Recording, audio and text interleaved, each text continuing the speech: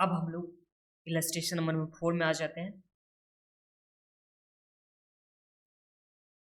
The following figure are collected from the annual report of XYZ limited.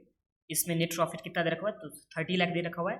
फिर outstanding 12% share दे रखा हुआ है हम लोग को 100 लाख का। फिर नंबर ऑफ इक्विटी शेयर कितने का दे रखा हुआ है, 3 लाख का दे रखा हुआ है। जब सम्स में आगे बढ़े तो यहाँ पे rate of return on investment 20% हो गया। उसके बाद कॉस्ट ऑफ कैपिटल कितना हो गया, 16%। फिर कैलकुलेट प्राइस पर शेयर यूजिंग गॉर्डन मॉड्यूल। तो हम लोग को गॉर्डन मॉड्यूल यूज करके इसमें प्राइस निकालना है, प्राइस पर शेयर निकालना है। और when dividend pay out ratio is 25%, 50% and 100%। तो यहाँ पे तीनों ही केस में हम लोग को क्या निकालना है, डिविडेंड पे आउट रेशियो जब 25%, 50% एंड 100% है तो उस केस में हम लोग को प्राइस निकालना है। तो ये हम लोग के पास हो गया।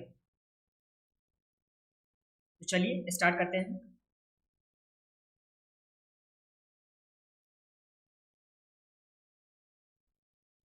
ये हम लोग के पास सम्स दे रखा हुआ है। इलस्ट्रेशन नंबर कितना है, 4 हो गया। Illustration number 4। इस सम्स में सबसे पहले हम लोग क्या दे रखा हुआ है, तो नेट अर्निंग दे रखा हुआ था। इससे हम लोग क्या निकालेंगे, नेट प्रॉफिट दे रखा हुआ है। कितना दे रखा है नेट प्रॉफिट, तो ये हम लोग का दे रखा हुआ था 30 लाख। जस्ट पीछे वाले सम जो इलस्ट्रेशन था उसके ही जैसे है, बस इसमें चेंजेस क्या है, तो उसमें था वॉल्टर मॉड्यूल, इसमें है गॉर्डन मॉड्यूल। तो देखिए नेट प्रॉफिट हम लोग का हो गया, माइनस क्या करेंगे, प्रेफरेंस डिविडेंड। प्रेफरेंस डिविडेंड कितने का हो जाएगा, तो 100 इंटू 12% जो आ गया 12 लाख। यहाँ पे 18 लाख हम लोग का क्या आ गया, earning available for equity share holder. Divide by क्या करेंगे, number of equity share. Number of equity share कितना दे रखा है सम्स में, तो हम लोग को 3 लाख दे रखा हुआ है। तो यहाँ अर्निंग पर शेयर कितना आ गया, तो अर्निंग पर शेयर इस केस में हम लोग को 6 आ गया, 6 आ गया। तो देखिए गॉर्डन मॉड्यूल के लिए क्या फॉर्मूला होता है, यहाँ पे गॉर्डन मॉड्यूल के लिए फॉर्मूला क्या होता है, तो ये देखिए गॉर्डन मॉडल के लिए यहाँ पे फॉर्मूला क्या था, यहाँ था P0 is equal to E1 earning आ गया, फिर इनटू 1 माइनस बी था। बी का मतलब क्या है यहाँ पे, रिटेंशन रेशियो, तो 1 माइनस बी हो गया, divide by K E minus B are था। यही फॉर्मूला था ना, तो ये हम लोग के पास फॉर्मूला हो गया। तो इसमें सबसे पहले हमको अर्निंग कितना दे रखा हुआ है सम्स में, इस फॉर्मूला के हिसाब से हम लोग को ये निकालना है। गॉर्डन मॉड्यूल का फॉर्मूला सबसे पहले ये हम लोग का हो गया। अब इस फॉर्मूला में जो जो चीज़ का रिक्वायरमेंट है उसमें हम लोग देखने वाले हैं। तो देखिए सबसे पहले हमका अर्निंग कितना हो गया, E1 हम लोग का हो गया है, अभी निकाले हैं 6, तो ये हो गया E1। फिर 1 माइनस B1, 1 माइनस B1 का मतलब को हम लोग क्या बोलते थे, तो 1 माइनस B1 को बोला जाता था डिविडेंड पे आउट। इसे क्या बोला जाता है, डिविडेंड पे आउट बोला जाता है। अगर सिर्फ बी होता तो उसे क्या बोलते हैं हम लोग, रिटेंशन रेशियो। तो ये हो गया। और सम्स में के ई कितना दे रखा हुआ है सम्स में, तो के ई हम लोग के पास दे रखा हुआ है,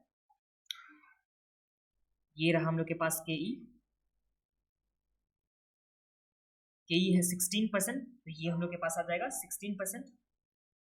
एंड उसके बाद आर कितना दे रखा है, तो आर हम लोग के पास कितना दे रखा है, 20%। तो ये आ गया हम लोग के पास 20%। यहाँ तो कुछ प्रॉब्लम नहीं है आप लोग को।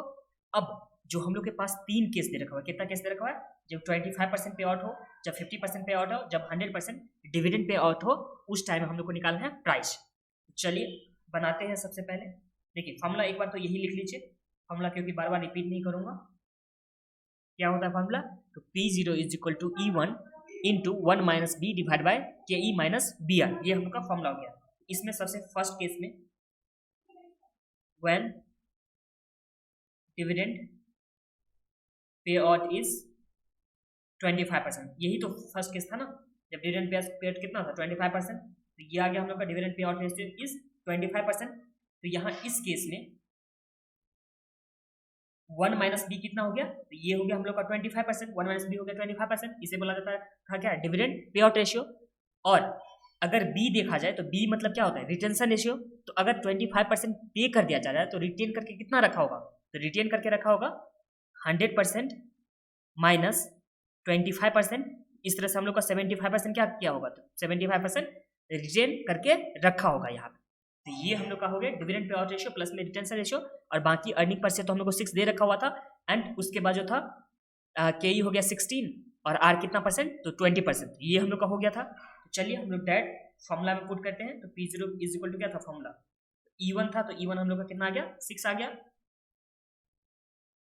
फिर 1 माइनस बी था, तो 1 माइनस बी के बदले हम लोग कितना लिख सकते हैं, तो 1 माइनस बी को हम लोग लिख सकते हैं 25% इंटू कितना आ जाएगा 25% divide by K E sums में कितना दे रखा था, तो के ई हम लोग को दे रखा हुआ था 16%, तो 0.16 लिखे, और इंटू बी इंटू आर, तो बी हम लोग अभी निकाले 0.75, और आर कितना दे रखा है सम्स में, तो आर दे रखा है 20%, तो 0.20। यहाँ तक तो कुछ प्रॉब्लम नहीं है, बस फॉर्मूला से हम लोग पुट किए जो फॉर्मूला में दे रखा हुआ था। देखिए E1 दे रखा हुआ था, फिर 1 माइनस बी दे रखा था, तो 1 माइनस बी को तो हम लोग डिविडेंड पे आउट बोलते हैं, और तो डिविडेंड पे आउट इस केस में कितना दे रखा था 25%, तो ये आ गया 25%। फिर डिवाइड बाय के ई होता था, तो के ई के बदले 16% दे रखा हुआ है सम्स में, और उसके बाद माइनस बी आर होता था, तो बी हम लोग निकालें कितना, तो 75%, तो ये है 0.75, और आर कितना, तो 0.20। बस इसे सॉल्व कीजिए, तो सॉल्व करने के बाद कितना निकल के आता है 6 इंटू 0.25,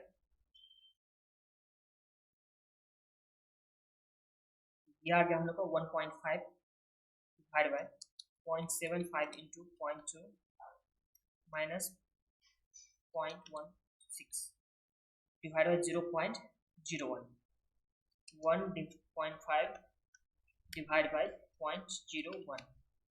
इस तरह से हम लोग का प्राइस कितना आ गया, तो प्राइस आ गया 150, जब डिविडेंड पे आउट रेशियो कितना था 25%। अब सेकेंड केस में when dividend pay out is, second case में कितना था डिविडेंड पे आउट, तो ये हम लोग का दे रखा है 50% इज 50%, तो इस केस में 1 माइनस बी कितना आ जाएगा 50% आ जाएगा, और रिटेन अर्निंग भी कितना आ गया, मतलब बी कितना आ गया, तो यहाँ पे आ गया 100 माइनस 50 इज इक्वल टू 50%, ये बी भी आ गया। अब डायरेक्ट हम लोग फॉर्मूला में पुट करते हैं, तो फॉर्मूला होता था P0 इज इक्वल टू क्या होता था E1, फिर 1 minus B divide by K E minus B are, ये होता था। तो ई कितना सबसे दे रखा, तो अर्निंग परसेंट हम लोग निकाले थे 6, तो 6 आ गया इंटू 50% डिवाइड बाय के ई कितना है, तो के ई हम लोग का 16% था, फिर माइनस 0.50, ये आ गया हम लोग का बी जो अभी यहाँ निकाले हैं इंटू 0.20। इस तरह से कितना आ गया 3 डिवाइड बाय, से सॉल्व करने से कितना आता है 0.5 इंटू 0.2 0.1, तो ये आ गया हम लोग का 0.06, 3 डिवाइड बाय 0.06। इस केस में हम लोग का प्राइस कितना आ गया, तो प्राइस आ गया 50 आ गया। अब थर्ड केस में जब डिविडेंड पे आउट रेशियो कितना है, तो डिविडेंड पे आउट रेशियो हम लोग को 100 है, उस केस में क्या होने वाला है प्राइस, वो हम लोग करेंगे। तो थर्ड केस लिखते हैं, when dividend pay out ratio is 100%, तो अगर डिविडेंड पे आउट रेशियो कितना दे रखा है 100%, तो इस केस में कितना आ जाएगा, तो ये हम लोग का देखिए 1 minus B is equal to कितना हो गया 100%, यहाँ बी इज इक्वल टू कितना आ गया, तो 100 माइनस 100 इज इक्वल टू 0, यहाँ P0 is equal to earning हम लोग को उसके पास 6 दे रखा हुआ है इंटू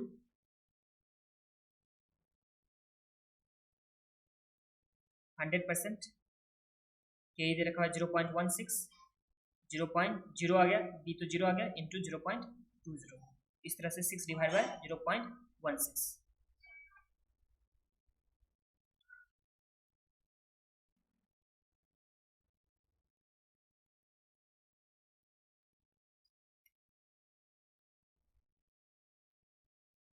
तो ये आ गया हम लोग का